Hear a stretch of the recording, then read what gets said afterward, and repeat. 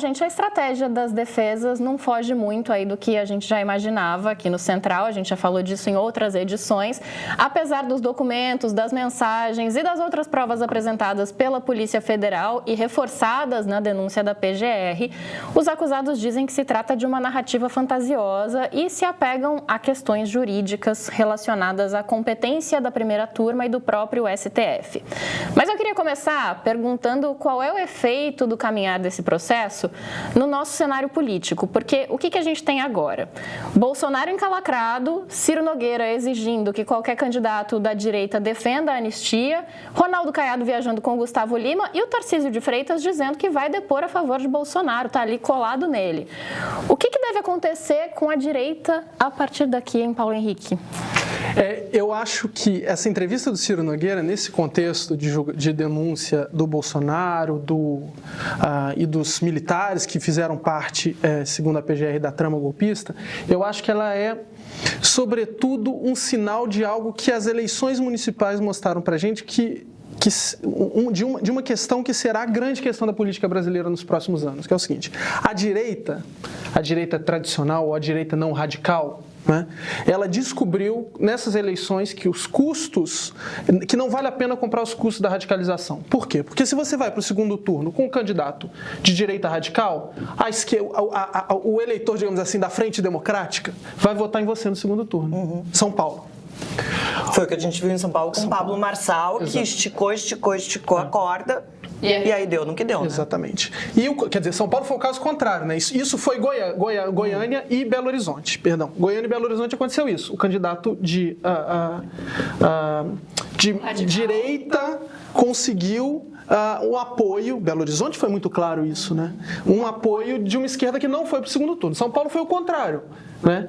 O candidato de esquerda vai para o segundo turno com o candidato dessa direita não radical, e os eleitores da direita mais radicalizada vão votar no candidato de direita moderada. Eles não são exatamente moderados, não dá para dizer que o Nunes seja um moderado, mas enfim, em muitos pontos ele não é moderado. Mas em comparação com esse eleitor que é tão radical, ele jamais vai votar num candidato de esquerda, por exemplo. Ele vai acabar indo pelo que ele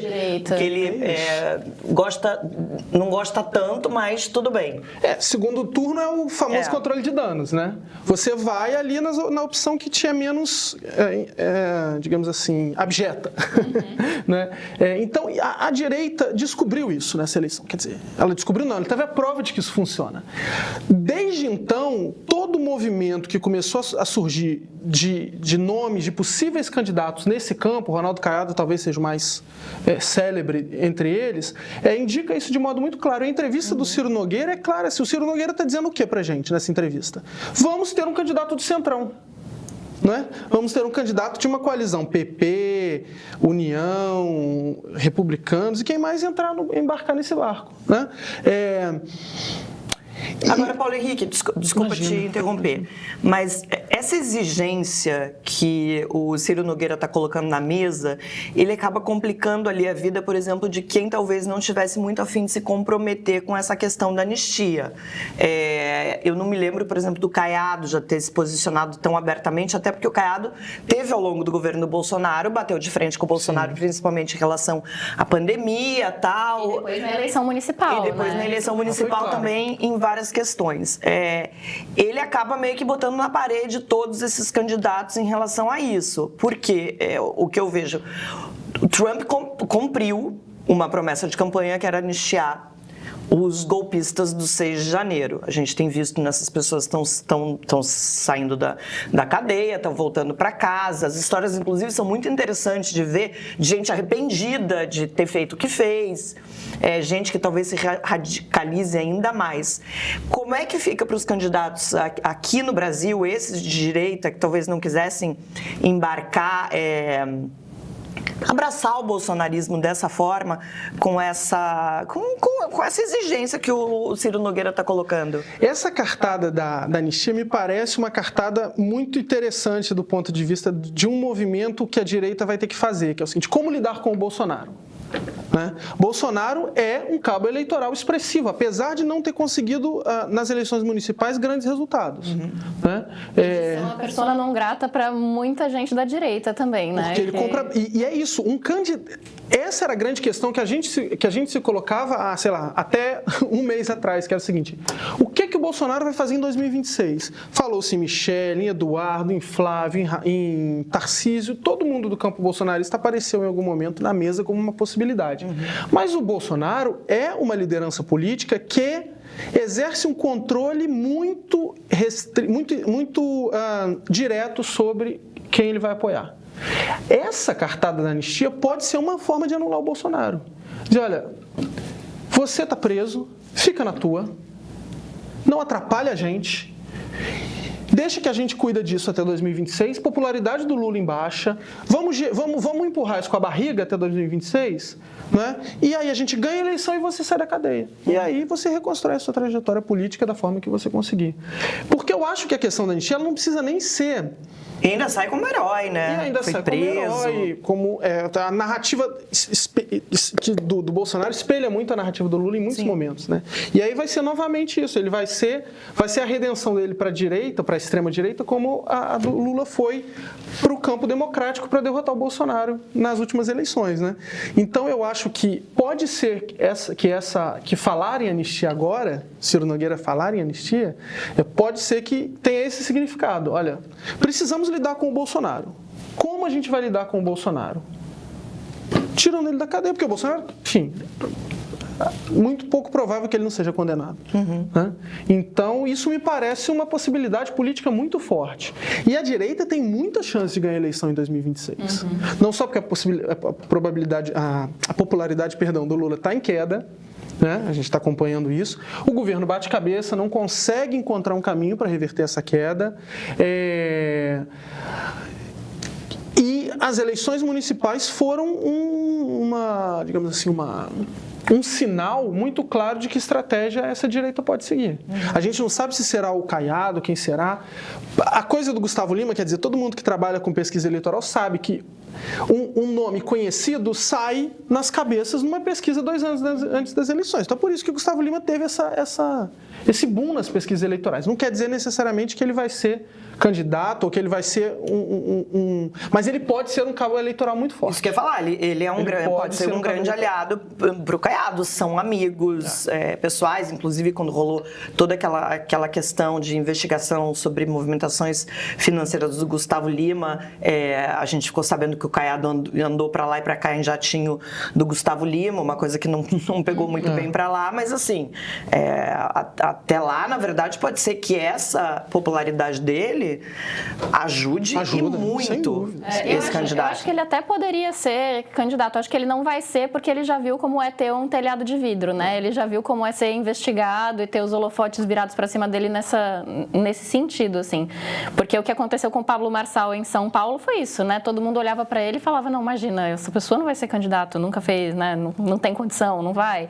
E foi um candidato relevante. Claro que é uma medida diferente para a presidência da República, mas eu não consigo mais olhar para esse tipo de situação e pensar que não, essa pessoa nunca, jamais. A última vez que eu fiz isso foi em 2018, não deu certo, né? Então, mas a impressão que eu tenho é que essa saída do Ciro Nogueira é o que eles vão conseguir de melhor, assim, porque de fato eu não acho que a direita preze o Bolsonaro, que a direita queira o Bolsonaro, a não ser pela família dele. Eu acho que o único núcleo da direita hoje que quer o Bolsonaro candidato, que quer o Bolsonaro no jogo político é a família do próprio Bolsonaro.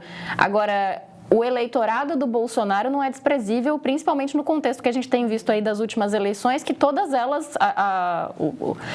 são ganhas por um fio de cabelo, né? Seja pelo Bolsonaro ou pelo Lula, como foi na última, mas assim, não dá para desprezar nenhuma fatia do eleitorado. E o Bolsonaro ainda tem uma representação importante aí, né? Esse me parece um ponto fundamental, porque é o seguinte, o Bolsonaro pode atrapalhar muito a direita, essa direita, né, não radical, muito nas próximas eleições.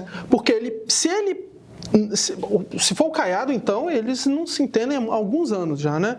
Mas se ele resolve apoiar um candidato para a presidência da República, né, seja da família ou um outro candidato qualquer, isso pode dividir, tirar muito voto e botar em risco a ida do segundo turno desse candidato da direita, né? Pode colocar. São Paulo, a eleição foi...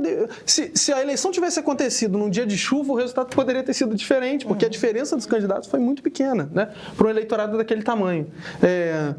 Teve um ponto que você falou aqui no começo do programa que me chamou muita atenção e hoje eu estava vendo, né, a gente abre jornais brasileiros e assim, o Trump está nas headlines quase todos os dias, muito por conta não de gestos e atitudes concretas, mas assim, pelas falas dele, que são sempre muito polêmicas, muito radicais, ele está agindo como se ele fosse um grande ditador e tal. E me lembrou um pouco dos nossos anos Bolsonaro, né? Que todos os dias a gente tinha a imprensa toda cobrindo, as redes sociais cobrindo ou falas muito radicais do Bolsonaro ou de ministros do Estado. Então, assim, a gente viveu uma tensão, não só política, mas uma tensão social, emocional, que as pessoas ficaram exaustas. E me dá a sensação que os Estados Unidos está vivendo, os Estados Unidos e o mundo, né, estão vivendo a mesma coisa agora. Não é bom, né, para a direita ter um cara como o Bolsonaro que está tensionando as relações o tempo todo, todos os dias. Isso tem um custo muito alto, né? Claro que no sistema político americano, como ele é bipartidário, você não tem solução. Você não tem uma terceira via de direita ou de esquerda ou do que seja, né?